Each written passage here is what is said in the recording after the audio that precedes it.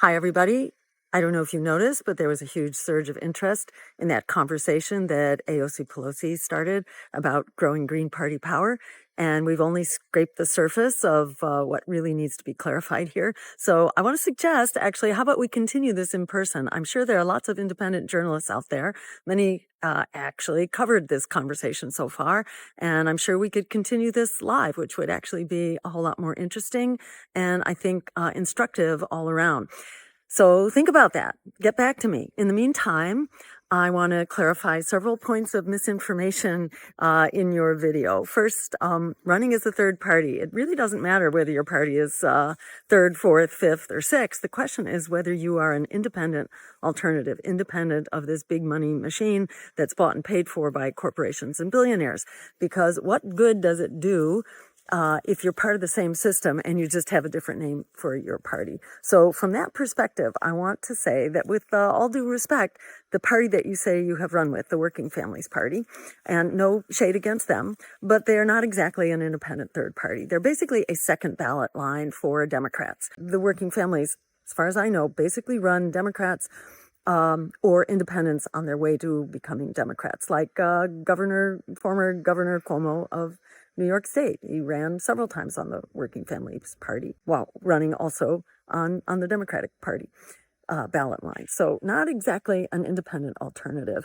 And what's most important is that when you're running in the Working Families Party, you are not under attack by the anti-Democratic Party with their army of lawyers to throw you off the ballot, their paid infiltrators and spies, their hijacking of public funding. You're not in the universe of independent political alternatives. So you are not the yardstick against which to measure green growth. For that, you really have to compare us to other non-corporate parties, which are not bought and paid for. And if you look at those parties, Greens are actually a huge pillar of strength. Non-corporate parties are generally over and done with within 1 or 2 election cycles after being founded. Like a good example is the Peace and Freedom Party, very similar to the Greens. They were founded before us, actually in the 1960s. They were an anti-Vietnam War party. And they had up to 14 ballot lines across the country.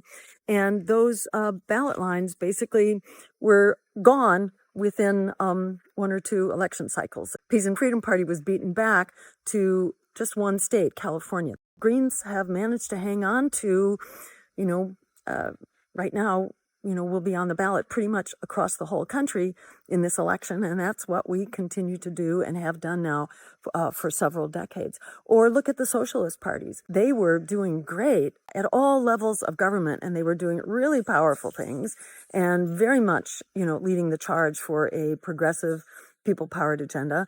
And then Democrats and Republicans changed the rules of ballot access to shut them out. These small non-corporate parties are very much at a huge disadvantage, and they're under attack. The Labor Party as well, which was founded at the time of the Greens with far more institutional and financial support, but they could never get past the spoiler smear campaigning and fear campaigning, and they never actually ran candidates. So they were basically dissolved within a decade. The last thing I want to point to is that Greens don't disappear between presidential elections. We are going strong. What disappears is the press coverage.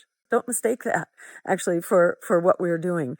We are a grassroots party, and we're grassroots activists. And it's absolutely false that we go away. It's also false that we simply focus on the presidential race.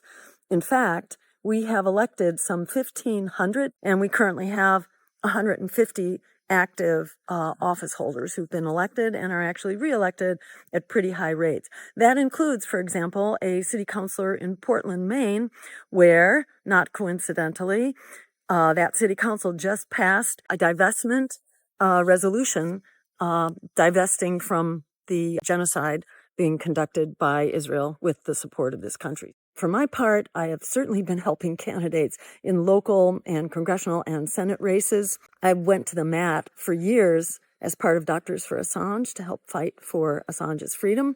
And, kudos to everybody who worked on that.